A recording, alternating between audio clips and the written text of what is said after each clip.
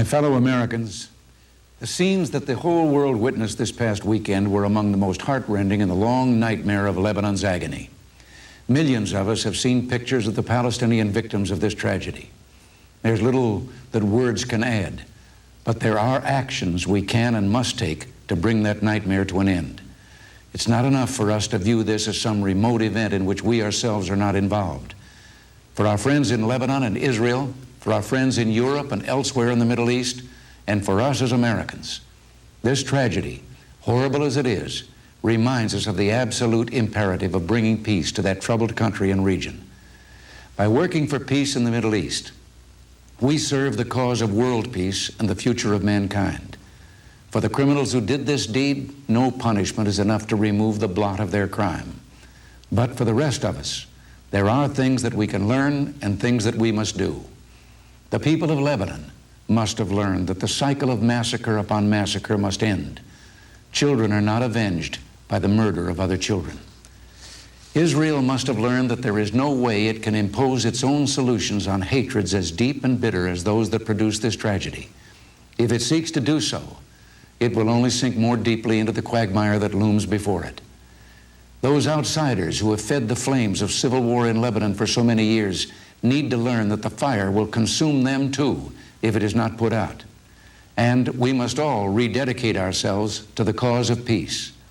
I re-emphasize my call for early progress to solve the Palestinian issue and repeat the U.S. proposals which are now even more urgent. For now is not the time for talk alone.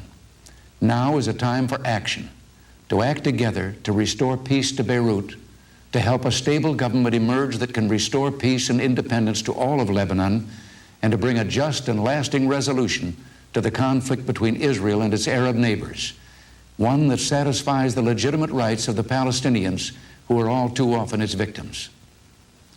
Our basic objectives in Lebanon have not changed, for they're the objectives of the government and the people of Lebanon themselves. First and foremost, we seek the restoration of a strong and stable central government in that country, brought into being by orderly constitutional processes. Lebanon elected a new president 2 short weeks ago, only to see him murdered even before he could assume his office. This week, a distressed Lebanon will again be electing a new president. May God grant him safety as well as the wisdom and courage to lead his country into a new and happier era.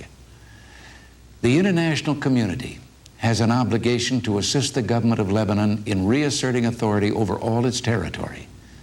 Foreign forces and armed factions have too long obstructed the legitimate role of the government of Lebanon's security forces. We must pave the way for withdrawal of foreign forces. The place to begin this task is in Beirut.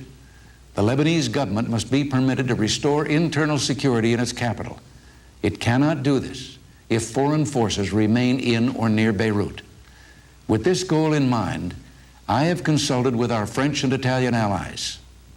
We have agreed to form a new multinational force similar to the one which served so well last month, with the mission of enabling the Lebanese government to resume full sovereignty over its capital, the essential precondition for extending its control over the entire country. The Lebanese government, with the support of its people, requested this help. For this multinational force to succeed, it is essential that Israel withdraw from Beirut. With the expected cooperation of all parties, the multinational force will return to Beirut for a limited period of time.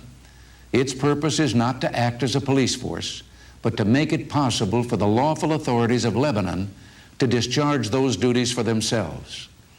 Secretary Schultz, on my behalf, has also reiterated our views to the government of Israel through its ambassador in Washington. Unless Israel moves quickly and courageously to withdraw, it will find itself ever more deeply involved in problems that are not its own and which it cannot solve.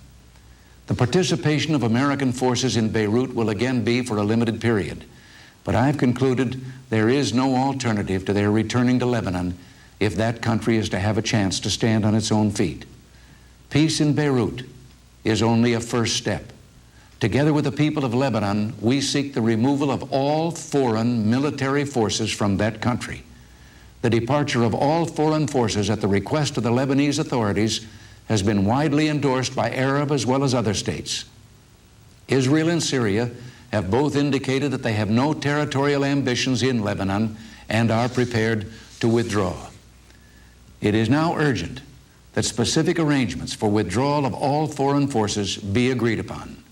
This must happen very soon. The legitimate security concerns of neighboring states, including particularly the safety of Israel's northern population, must be provided for. But this is not a difficult task if the political will is there. The Lebanese people must be allowed to chart their own future. They must rely solely on Lebanese armed forces who are willing and able to bring security to their country. They must be allowed to do so, and the sooner the better.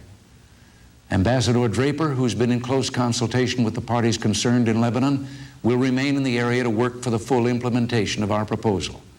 Ambassador Habib will join him, will represent me at the inauguration of the new president of Lebanon, and will consult with the leaders in the area.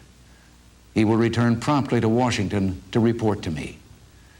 Early in the summer, our government met its responsibility to help resolve a severe crisis and to relieve the Lebanese people of a crushing burden. We succeeded. Recent events have produced new problems, and we must again assume our responsibility. I am especially anxious to end the agony of Lebanon because it is both right and in our national interest. But I'm also determined to press ahead in the broader effort to achieve peace between Israel and its Arab neighbors. The events in Beirut of last week have served only to reinforce my conviction that such a peace is desperately needed and that the initiative we undertook on September 1st is the right way to proceed. We will not be discouraged or deterred in our efforts to seek peace in Lebanon and a just and lasting peace throughout the Middle East. All of us must learn the appropriate lessons from this tragedy and assume the responsibilities that it imposes upon us. We owe it to ourselves and to our children.